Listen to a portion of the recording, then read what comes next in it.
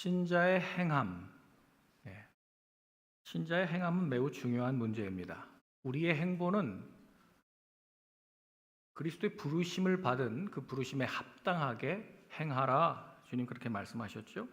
또 4장 17절에도 이제부터 너희는 이방인이 그 마음에 허망한 것으로 행함같이 행하지 말라. 그러니까 우리는 부르심에 합당하게 행해야 하고 이 세상의 행보와는 달라야 합니다. 5장 이 뒤쪽에 15절에 보면 빛 가운데서 행하라. 그리고 오늘 2절에는 사랑 가운데서 행하라. 그러니까 행함을 강조하고 있습니다. 1절 말씀을 한번 보겠습니다. 같이 한번 읽어볼까요? 1절, 5장 1절 시작. 그러므로 사랑을 받는 자녀같이 너희는 하나님을 본받는 자가 되고. 사랑받은 자녀, 우리는 예수 그리스도의 그 보혈로 속량받아서 하나님께 양자로 입양된 줄 믿습니다. 그래서 우리는 하나님의 사랑받는 자가 되었고 또 하나님의 사랑받는 자녀가 되었습니다. 그래서 우리는 하나님을 아빠, 아버지라고 부르게 되었죠. 그러니까 우리가 자녀이기 때문에 하나님을 아버지로 이제 섬길 수 있는 그런 부자 관계가 되었습니다. 여러분 여기 보면 너희는 하나님을 본받는 자가 되라. 이 NIV 성경에는 Follow God's example 이렇게 되어 있는데 많이 풀어놨네요. 원래 원문에는 imitators, 원래 원문에는 본받는 자라고 하는 이 말을 미메테스라는 발음으로 합니다. 미메테스라고 하는 말이 본받는 자예요. 영어에도 imitator라고 번역된 번역본들이 있어요. 여러분 미메테스, 여기에서 미믹이 나왔겠죠. 미믹이 뭐죠? 영어로? 따라쟁이, 흉내하는 사람, 흉내내는 사람. 우리 코미디언들 중에서 사람의 특성을 잘 따가지고 흉내를 잘 내는 사람들이 있어요. 요새 SNL 같은 데 보면 많이 나오는데 여러분 그 코미디언들 어떻게 저렇게 흉내를 잘 낼까 싶은데요. 그 흉내 내는 사람을 미믹이라고 말하죠. 그리스도인들은 하나님을 본받는 자고 하나님의 성품과 사랑을 본받아야 하는 것이지요. 그리스도인의 삶은 그리스도께서 보이신 이 경건, 이 거룩의 복사판입니다. 그런데 여러분 사랑을 받은 자녀 같이, 여러분 자녀는 부모를 닮는 게 당연하죠. 자녀는 어떤 면에서는 부모가 닮지 않기를 원하는 그런 면까지도 그냥 빼어 닮습니다.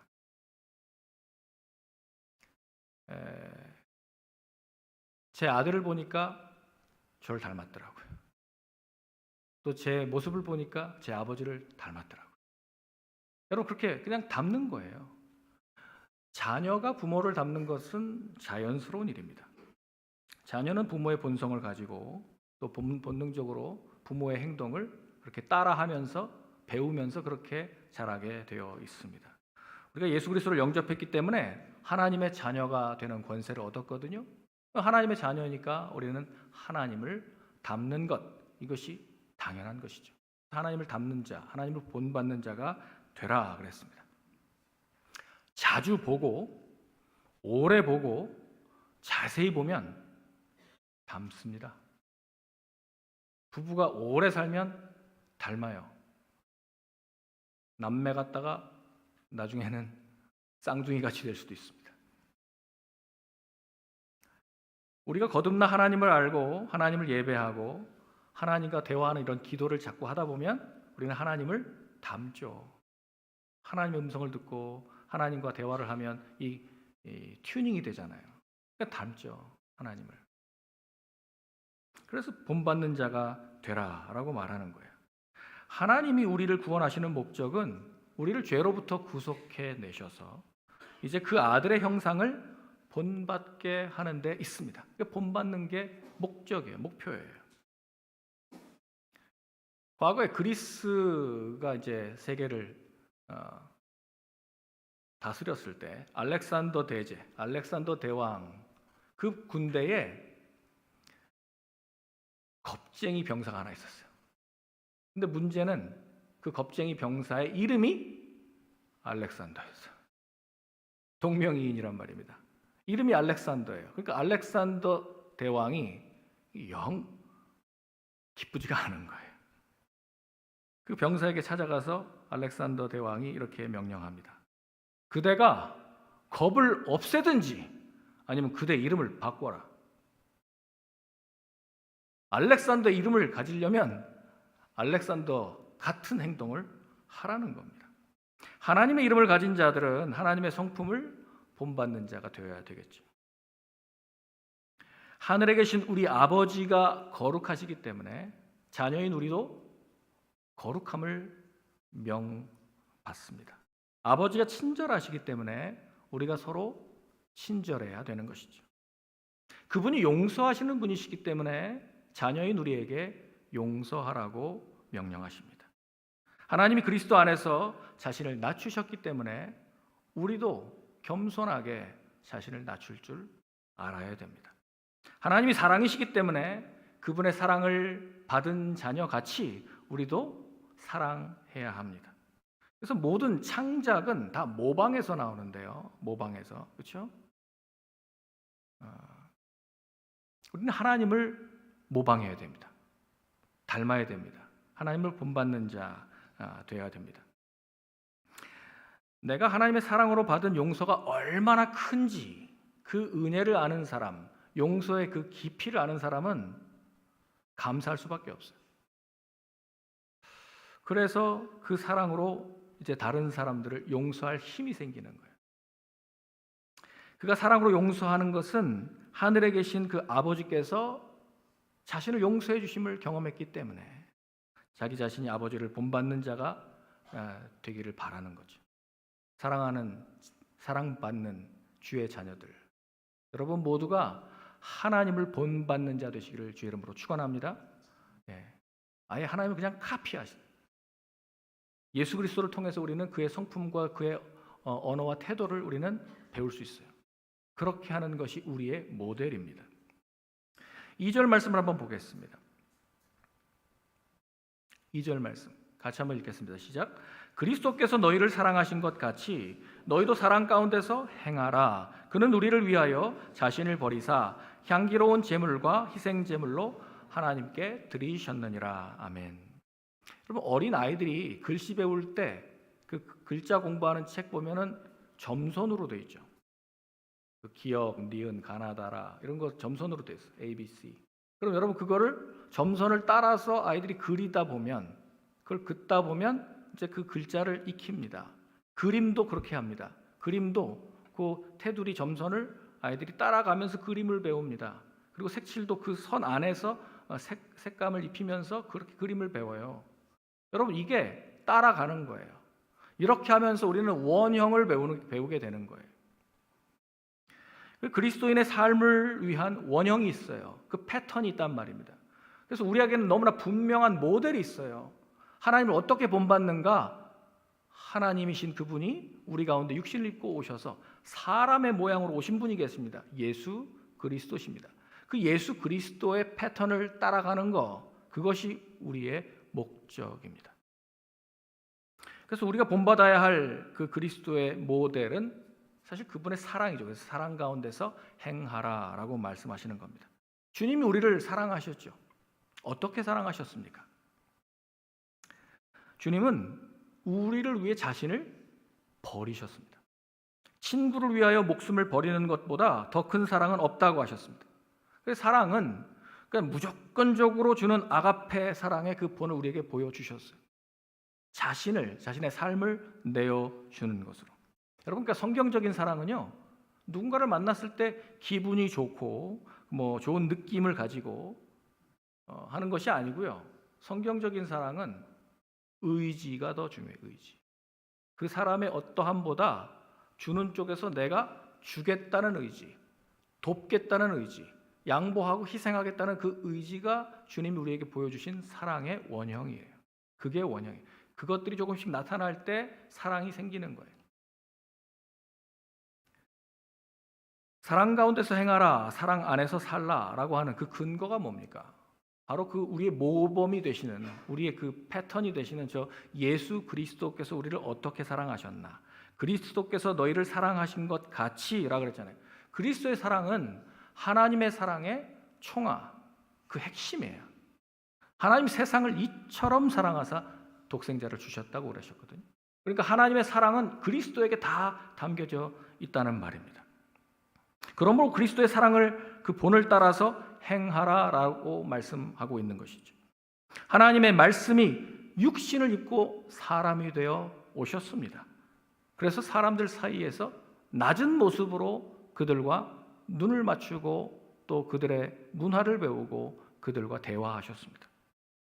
사람들 사이에 거하시면서 하나님의 나라를 이루시고 인간의 죄를 짊어지시기 위해서 당신이, 죄 없으신 그분이 우리의 죄, 그 죄의 값인 사망을 짊어지시러 십자가에 매달려 죽으셨습니다. 거기서 몸이 다 찢기고 피를 다 쏟기까지 우리를 위하여 다 주셨습니다. 그렇게 주님은 우리에게 사랑을 주셨습니다.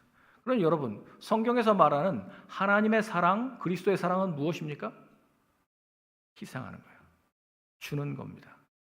죽는 겁니다. 그것이 사랑의 원형입니다. 그는 우리를 위하여 자신을 버리사 향기로운 제물과 희생 제물로 하나님께 드리심으로 하나님의 사랑을 우리에게 보여주셨습니다. 하나님의 사랑은 그러니까 주는 거예요. 용서하는 것이고 희생하는 것입니다. 하나님을 본받는 자 되라라고 말씀하신 것은 우리가 하나님의 사랑의 원리, 예수 그리스도를 따라서 이 패턴대로 행하다 보면 우리도 점점 더 그리스도의 사랑을 닮아가게 된다는 것이죠. 그분이 자신을 버리셨듯이 우리 자신을 버림으로 타인에게 주고 양보하고 희생하는 참 사랑의 그 본을 따르는 저와 여러분 되시기를 축원합니다. 3절입니다. 그런데 이 1절, 2절은 참 사랑을 우리에게 보여주셨다면 3절 이하의 말씀은 이제 사랑의 짝퉁, 가짜 사랑이 우리를 속일 수 있다는 것을 경고하고 있습니다. 하나님이 무엇을 세우시든 간에 사탄은요, 그것을 본떠서 모조품을 만듭니다. 아까 그 이미테이터라고 말할 때 하나님 본받는 자가 되라, 미메테스라고 하는 이 말은 긍정적으로 우리가 하나님의 본을 따라가라라고 하는 말로 말씀드렸지만 사탄은 그걸 모방하는 귀재예요. 진리를 약간씩 왜곡해가지고 진리인 것처럼 하면서 속이는, 정말 모방, 그래서 가짜, 사실 미믹에는 가짜, 짝퉁, 모조품 뭐 이런 뜻도 있어요. 진짜가 아니라는 거죠. 여러분, 왜 이단이 판을 칩니까? 그건 진짜가 있다는 얘기 아니에요. 진짜 진리가 있으니까 그걸 흉내내는 어떤 잘못된 가르침들이 있는 거 아닙니까? 그런 것이에요. 그런 것. 사탄은 하나님이 만드신 아름다운 작품을 카피해서 가짜를 만들어 버렸습니다. 하나님이 참 사랑을 세우시는 곳에 사탄은 가짜 사랑을 만들어 버립니다. 참 사랑은 하나님의 자녀들, 천국 시민들의 특징인 것처럼 가짜 사랑은 세상의 특징이에요. 사탄의 자녀들의 특징입니다.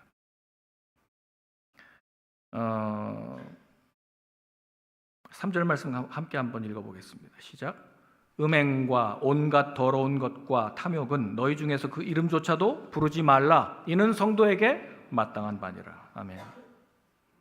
분명히 우리가 1절, 2절에서 본 하나님의 참 사랑은 이타적이고 주고 희생하고 양보하는 사랑이었습니다. 그것이 하나님의 사랑입니다. 그런데 세상의 사랑은 음탕합니다. 제멋대로입니다. 세상의 사랑은, 세상이 사랑하는 이유는 사랑의 그 대상이 매력적이기 때문에, 내 입장에서 즐겁기 때문에, 만족스러울 것 같기 때문에, 보답할 것 같기 때문에, 기브 앤 테이크가 되기 때문에 그렇게 세상 사람들은 사랑을 정의합니다. 세상의 사랑은 언제나 상대방이 나의 필요와 바람을 충족시켜 주고 또 나의 기대를 채워준다고 믿을 때 사랑하겠다라고 조건적으로 겁니다. 그게 사랑입니다. 세상 사람들의 사랑이에요. 그러니까 세상의 사랑은 서로 혜택을 바라면서 기브 앤 테이크를 하기 때문에 경제 논리가 거기 작용합니다. 나는 적게 주고 많이 받겠다는 거예요. 하나님의 사랑과 정반대죠.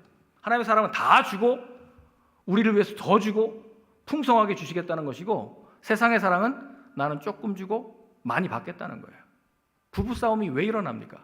다 이런 데서 일어나는 거 아니에요? 당신 좀 더 해야지. 나에게 더 줘야지. 그러니까 기준이 나에게 있으니까 자꾸, 사랑은 사실 이타적인 것인데, 참 사랑은 기준이 나에게 있으니까 나에게 채우려고 하니까 사실 여기서 충돌이 있는 거죠. 그건 참 사랑 아니지요. 예수님도 이렇게 말씀하셨어요.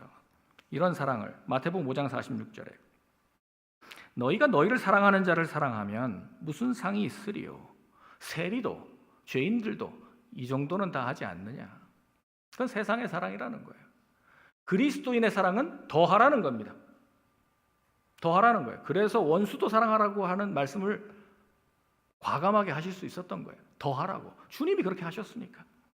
세상은 사랑을 원한다고 외치지만 또 어느 곳에서든 사랑을 지지하고 칭송합니다마는 그 낭만적인 사랑 있잖아요. 그 로맨틱 러브, 낭만적인 사랑. 그게 진짜 사랑인 것처럼 노래는 전부 그 사랑 이야기예요. 낭만적인 사랑 이야기. 영화, 드라마 전부 그 사랑 이야기예요.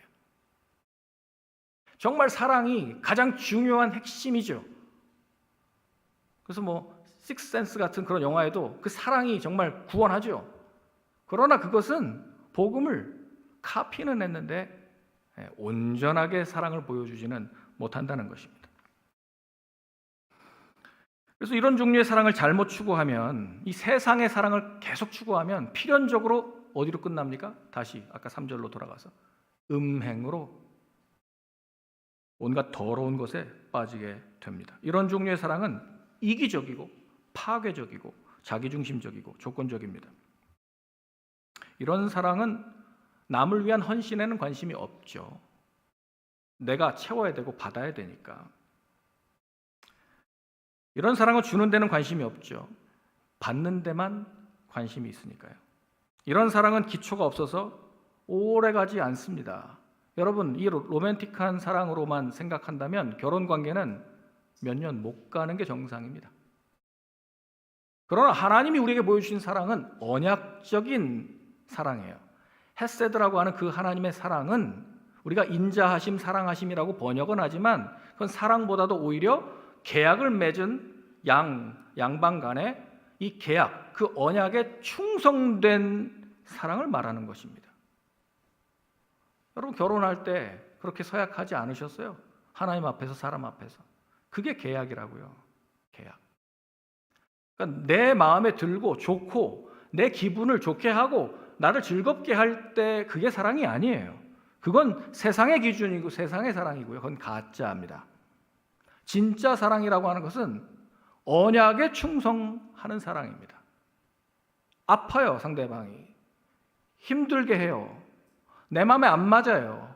그래도 내가 계약을 맺었잖아요. 사랑하기로.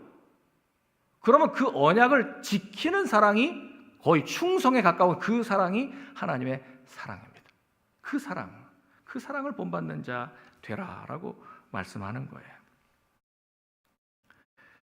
그런데 이런 사랑의 목적은 섬기고 돕고 하는 데 있지 않고 우리 세상의 사랑은 자꾸 나를 위해서 이용하고 착취하려고 드니까 자꾸 갈등이 생겨난다는 말입니다.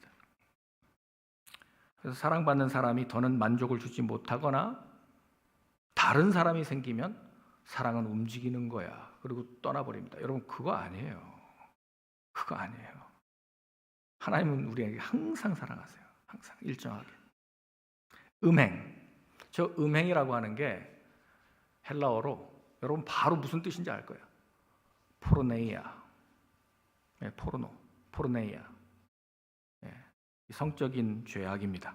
모든 성적인 죄는 이 하나님의 경건한, 하나님의 바른 사랑이 결핍될 때 그 반대되는 현상으로 나타나는 결과가 음행입니다. 절제의 반대말이에요. 이 음행이라는 말은 하나님이 정하신 그 결혼, 이 결혼 관계 바깥에서 행해지는 모든 성교를 말하는 게 음행이에요. 혼전 성관계, 음행입니다. 우리 청년들 잘 들으셔야 돼요. 아니, 목사님 고리타분하게 요즘이 어떤 시대인데 그런 말씀하십니까? 여러분 진리가 바뀌어요? 1세기 에베소 당시의 상황은 오늘날 미국 능가했어요. 그냥 음행이 문화예요. 뭐 여종 데리고 노는 거 아니면 에베소 신전에 가서 창기들과 음행하는 거 그냥 문화예요. 아무도 뭐라고 하지 않아요. 그런데 그 당시에 뭐라고 말합니까? 음행, 더러운 거, 탐욕은 그리스도인에게 합당하지 않다는 거예요. 여러분 그 당시에도 사도 바울은 오늘날보다 더 타락한 성적으로 더 망가져 있었던 그 사회 가운데 이 말씀을 분명하게 전하고 있는 거예요. 여러분 세상이 바뀌었다고요? 천만의 말씀입니다. 하나님의 말씀은 변하지 않았습니다. 외도, 간음, 결혼 언약 관계 바깥에서 일어나는 모든 일들, 근친상간, 동성애, 여러분 이거 다 음행이에요. 저거 이름조차도 부르지 말라고 그래요. 성적인 절제를 잃으면 음행과 더러운 것에 빠져요. 저 더러운 것, 두 번째 더러운 것은 아카타르시아라고 해요. 예, 카타르시스라고 정결. 예, 여기에 아카타르시아. 그러니까 없다고요. 부정하다고요. 더럽다고요. 모든 부정하고 더러운 거예요. 그러니까 부도덕한 생각, 더러운 관념, 이런 격정, 이런 공상, 이런 모든 것들이 성적인 부패와 관련된 단어가 온갖 더러운 것들. 여러분 우리 시대에 이런 성적인 문화, 미국의 이런 성적인 광기가 교회 안에까지 침투했어요. 이 세상의 영향이 너무나 만연해서 교회는 그냥 분별력을 잃은 것 같아요. 그래도 괜찮지 않아요? 뭐 남들 다 그렇게 하는데, 세상도 그렇게 사는데 괜찮지 않습니까? 그게 요즘 20대 문화예요. 목사님 시대착오적입니다. 그렇게 말할지 모르겠어요. 여러분 그게 아메리칸 스탠다드입니까? 코리안 스탠다드입니까? 세상이 그렇게 간다고 그리스도인이 그렇게 살 수는 없는 법입니다. 우리는 그리스도 안에서 하나님의 사랑을 받는 자녀같이 하나님을 본받는 자 되어야 할 줄 믿습니다. 우리는 거룩함으로 부르심을 받았다고요. 그건 사랑이 아니에요. 음행과 더러운 것은 정당화될 수 없는 악입니다. 거룩한 하나님과 사랑이 넘치는 그 우리를 구원하신 예수 그리스도의 사랑을 받은 자로서는 할 수 없는 일입니다. 이 말들에 탐욕이라는 말을 더합니다. 탐욕. 탐욕은 더러운 것과 분리되지 않아요. 모든 형태의 이런 성적인 부도덕은 결국 탐욕, 자기 욕망, 자기 의지, 자기 중심, 이렇게 여기서부터 이런 모든 범죄들이 일어나는 것입니다. 이기적인 자기 만족을 위해서 다른 누군가의 몸을 대상화하는 거, 그 범죄예요. 10번째 계명이 바로 이웃의 아내를 탐내지 말라라고 말합니다.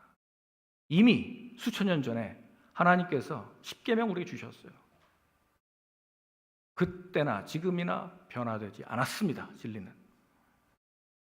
에베소서 4장 19절에 이미 말씀하고 있는 것처럼 이방인들의 그 옛날 모습에서 벗어나라고 말하는 거예요. 그들이 감각 없는 자 되어 자신을 방탕에 방임하여 모든 더러운 것을 욕심으로 행하되, 여러분 이 더러운 것을 욕심으로 행하는 것이 저게 성적인 타락이에요.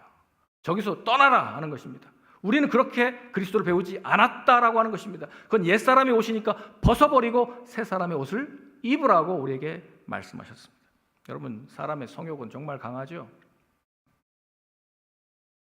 성적인 죄는 너무나 강력해서 상상하지 못할 정도로 사람들을 왜곡시킵니다.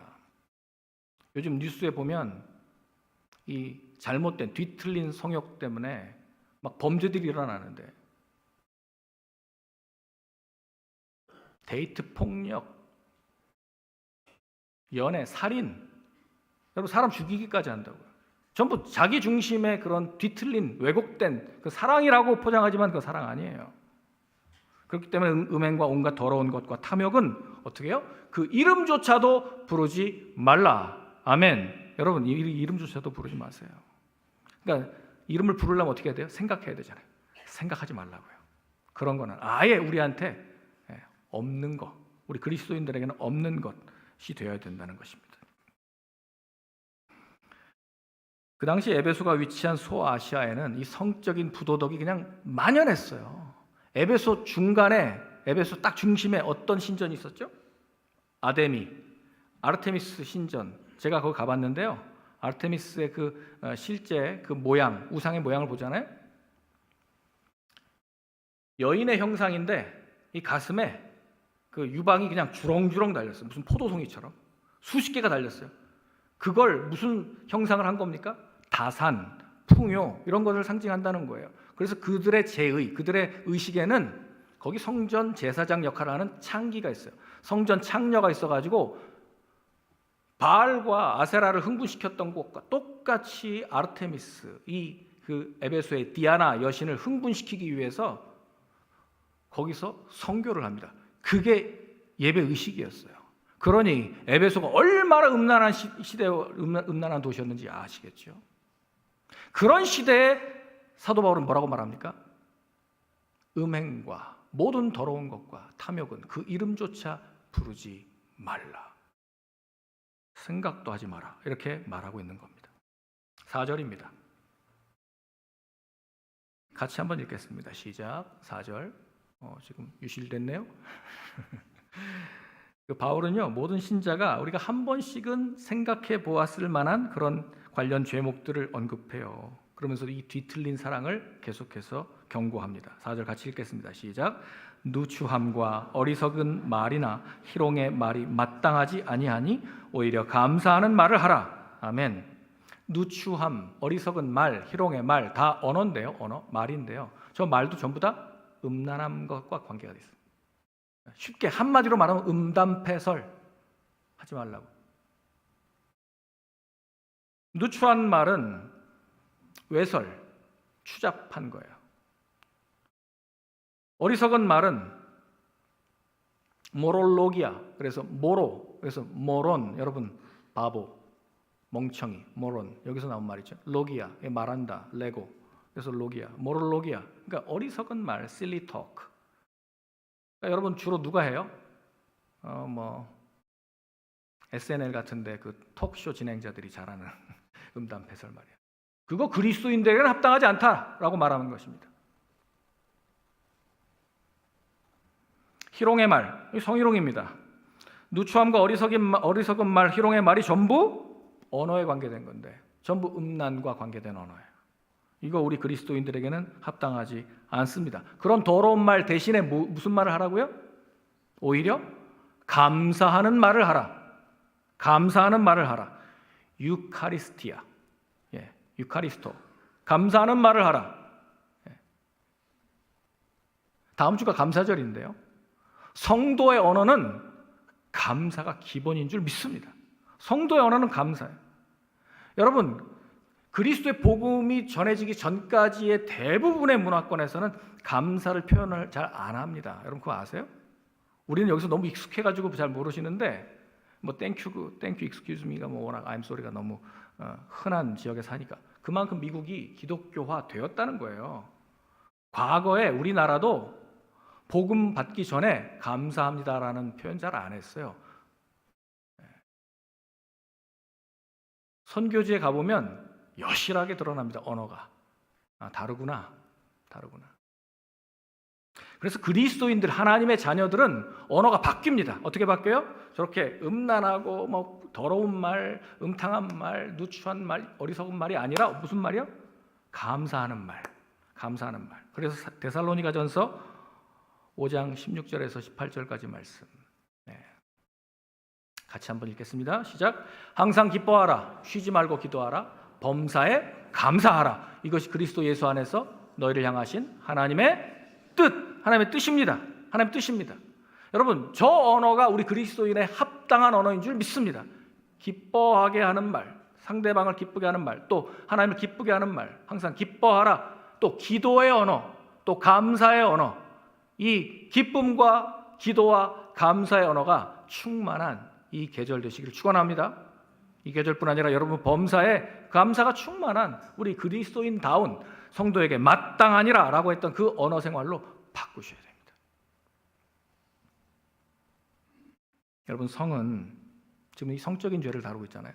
성이라고 하는 건 꼭 불과 같아가지고 제자리에 있으면 굉장히 아름답고 좋은 선물인데 이게 이 자리를 이탈하면 사고입니다. 성은 불과 같다고요. 집 안에 파이어플레이스에 있으면 집을 따뜻하게 해줘요. 또 뭐 가스레인지 같은 데서 나오면 우리 음식을 익히고 우리에게 요리를 해줘요. 그런데 이 불이 집 바깥으로 나가면 집을 태워버리고 이웃들을 다 태워버립니다. 그래서 하나님은 이 결혼제도 안에서 허용하신 거예요. 하나님 분명히 주신 선물입니다. 남자와 여자를 만드셨고 하나님이 그렇게 성을 선물로, 아름다운 선물로 주셨습니다. 그런데 이렇게 희롱의 말을 하는 사람들은 하나님의 창조 그 좋은 선물을 놀리는 거예요. 하나님 모독하는 것입니다. 그래 감사하는 말을 할 줄 아는 사람은 하나님 주신 선물에 내가 감사함으로 또 하나님께서 주신 이 법 안에서 우리가 마땅한 그러한 태도를 취하는 것입니다. 5절입니다. 5절도 그 3절에서 나온 그 이제 행동하는 죄인들에 대한 이야기를 하고 있지 않습니까? 같이 읽겠습니다. 시작. 너희도 정녕 이것을 알거니와 음행하는 자나 더러운 자나 탐하는 자 곧 우상 숭배자는 다 그리스도와 하나님의 나라에서 기업을 얻지 못하리니. 여러분 너희도 정녕 이것을 알거니와 내가 지금 한 번 얘기하는 게 아니지 않습니까? 두 번 얘기하는 거 아니지 않습니까? 라고 하는 거예요. 이미 다 알고 계시는 거. 제가 10여 년 전에 에베소에 있을 때 여러분들에게 누누이 강조했던 그 말씀 아닙니까? 라고 말하면서 너희도 정녕 이것을 알거니와. 그러니까 지금 하고 있는 말 마치 지금 처음 듣는 것처럼 듣지 마십시오 라고 말하면서 조금도 의심하거나 혼란스러워하지 마십시오 라고 말하는 거예요. 전혀 새로운 말 아니죠. 여러분 하나님은 죄를 용납하지 않으십니다. 뒤틀린 사랑, 세상의 사랑은 형벌로 이어집니다. 죄는 하나님 나라와 그분의 그 가정에 발붙일 자리가 없습니다. 음행하는 자, 더러운 자, 탐하는 자는 아까 3절에 있었던 음행, 온갖 더러움, 탐욕, 그 말의 행위자들을 말하는 것입니다. 탐심은 근데 뭐라고 말했어요? 탐심, 탐하는 자 곧 우상숭배. 탐심은 곧 우상숭배니라. 그러니 지금 뭔가 이성적인 죄악에 빠져 있고 탐닉하고 있다라고 하는 것은 자기 중심에 있기 때문에 하나님 섬기는 사람이 아니에요. 그 사람은 우상숭배자예요. 우상에게 지금 갇혀 있는 거예요. 하나님의 자녀들은 하나님의 본성을 가지고 있기 때문에 하나님을 닮는 자입니다. 하나님께 사랑받는 거룩한 자녀들에게는 그래서 음행, 더러운 것, 탐욕은 그런 죄가 있을 자리가 없습니다. 고린도 교회에 보낸 첫 번째 편지 고린도전서 6장 9절에도 분명하게 그런 습관적인 관행으로 인해서 사람은 구원받지 못하고 하나님과 관계가 없다는 것을 증명하고 있다라고 말씀하고 있습니다. 불의한 자가 하나님의 나라를 유업으로 받지 못할 줄을 알지 못하느냐. 여러분 하나님 나라 받지 못한다고요. 미혹받지 말라. 음행하는 자나 우상 숭배하는 자나 간음하는 자나 탐색하는 자. 탐색하는 자는 세 번역에 여성 노릇을 하는 자로 되어 있어요. 동성애 가운데 여성 노릇을 하는 자 또는 트랜스젠더. 남색하는 자, 동성애 하는데 남자 노릇하는 자. 도적이나 탐욕을 부리는 자나 술 취하는 자나 모욕하는 자나 속여 빼앗는 자들은 하나님의 나라를 유업으로 받지 못하리라. 10절에 그렇게 되어 있습니다. 여러분 이런 자들은 하나님의 나라를 유업으로 받지 못하리라 분명히 말하고 있어요. 하나님의 자녀들의 특징이 아니에요. 무슨 주장을 하더라도 내가 예수님과 이런 관계를 맺고 있다 아무리 주장을 하더라도 지금 그의 삶이 증명하고 있기 때문에 그는 하나님 나라를 유업으로 받지 못합니다. 사람들은 자꾸 부인하려고 합니다. 이게 지금 교회 안에 침투해 들어온 세상적인 철학이에요. 하나님은 죄를 용납하시지 않습니까? 회개하면 다 용서하시는 분 아닙니까?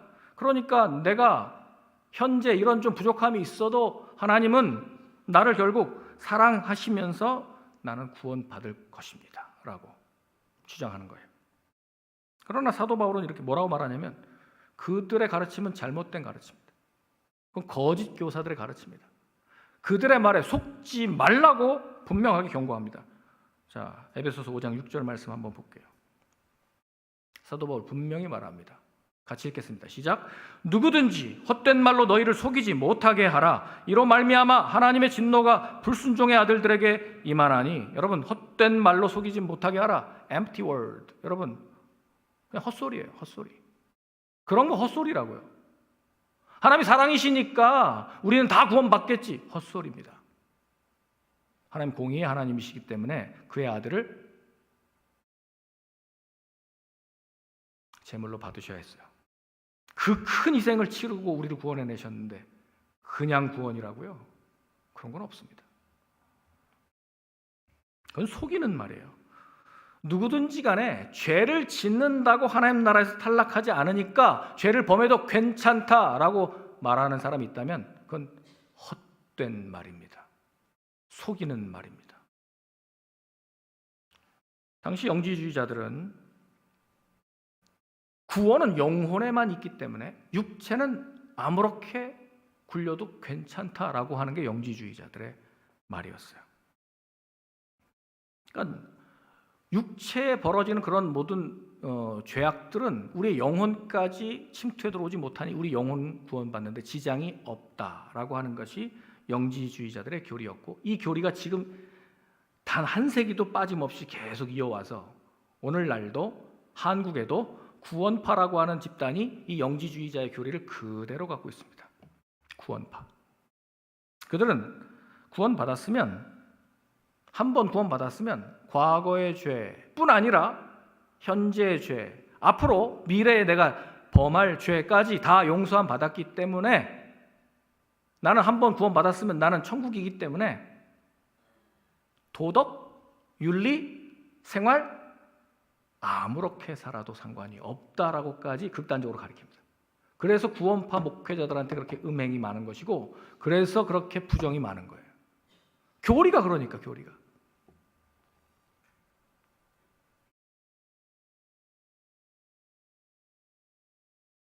여러분, 한 번 구원은 영원한 구원 맞습니다. 우리가 그리스도 안에 있으면, 성령께서 우리를 끌고 가시는 그 성도의 견인의 은혜가 있으면, 그러나 현재에도 드러납니다. 여러분들이 구원받았다는 것이. 이런 행동을 할 수 없어요. 구원받은 사람은. 성령이 거하시는데 어떻게 이렇게 합니까? 그건 말이 안 돼요. 오늘날에도 교회 안에 속이는 자들이 침투해 들어올 수 있습니다. 하나님은 너무나 자비로우시고 사랑이 많으시기 때문에 모든 사람을 다 정죄하지 않으실 것이다. 이 땅에서 어떤 행동을 하든지 누구나 결국에는 천국에 갈 것이다. 여러분, 이런 것을 보편 구원설, 만인 구원설, 유니버설리즘이라고 말합니다. 만인 구원설. 하나님은 사랑이신데 결국에는 우리가 다 천국 갈 거야. 다 구원받을 거야. 아주 나이브한 생각이죠. 이런 교리는 거짓말이에요. 이런 헛된 말에 속은 교인들은 그러니까 음행, 더러운 것, 방탕한 그런 모든 범죄에도 불구하고 난 구원받았다라고 착각하고 있습니다. 그리고 속이고 다른 사람도 속여요. 인간의 몸은 하나님이 창조하셨고 우리의 몸은 그리스도께 속해 있어야 되고 성령이 내주하시는 거룩한 전인 줄 믿으시기 바랍니다. 삼위일체 하나님이 우리를 구원하셨고 다스리시고 주관하십니다. 거룩하신 하나님의 자녀가 거룩하지 못한 하나님의 뜻에 합하지 못한 그런 행동을 하면서 구원받았다고 주장할 수 없습니다. 이로 말미암아 그랬잖아요. 이로 말미암아 하나님의 진노가 불순종의 아들들에게 임하나니, 이로 말미암아 이렇게 악하고 부도덕하고 탐욕스럽고 우상숭배적인 죄를 범하였기 때문에, 그 헛된 거짓말에 속았기 때문에 하나님의 진노가 불순종의 아들들에게까지 임할 수밖에 없다.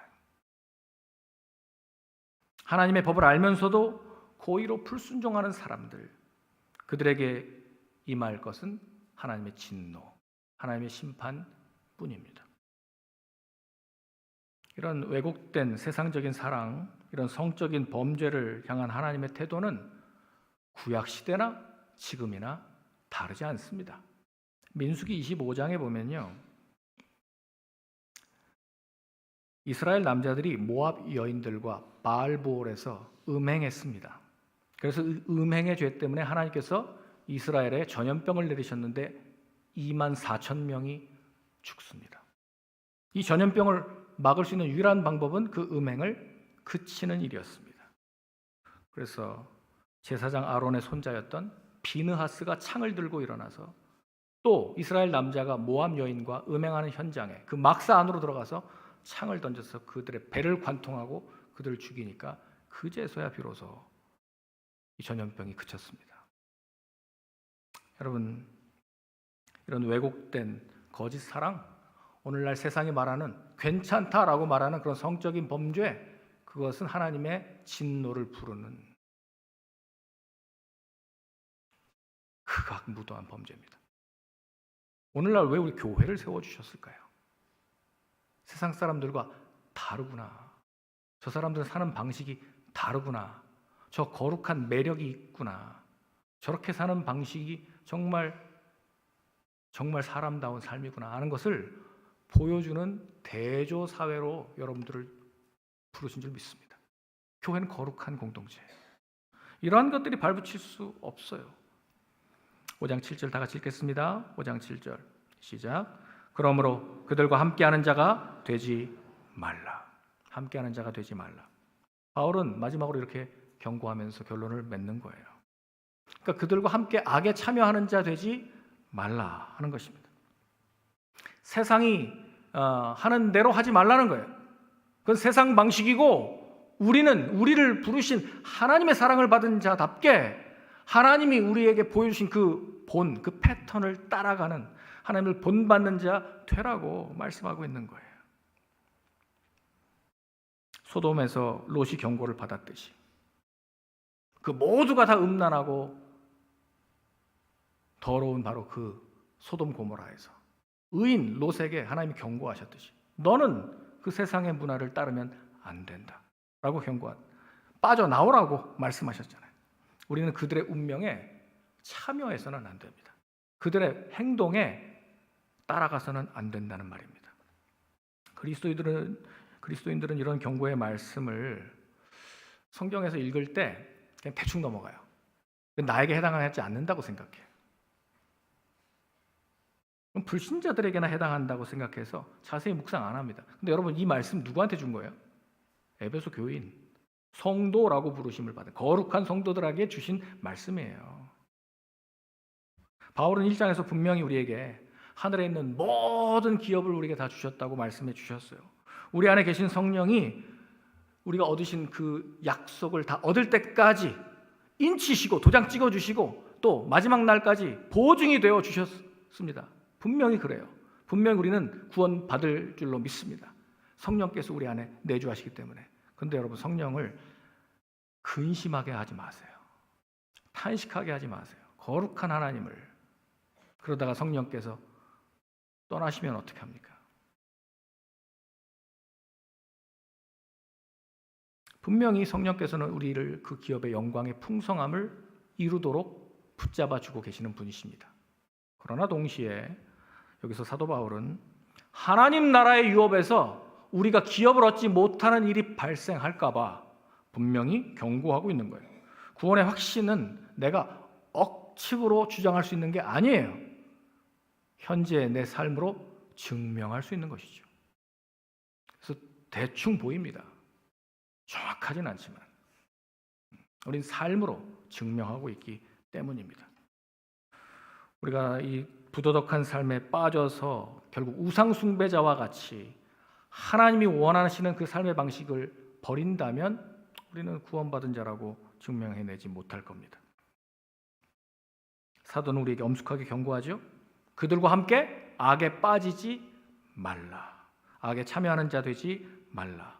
그리스도와 함께 의에 참여하는 자 되라. 세상을 본받지 말고 하나님의 사랑을 받는 자녀같이 하나님을 본받는 자 되라. 사랑하는 성도 여러분, 우리는 하나님의 사랑을 받은 자녀들인 줄 믿습니다.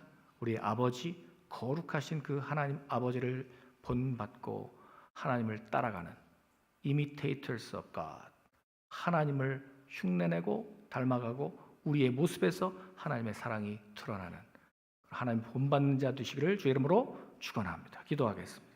우리 찬양팀 올라오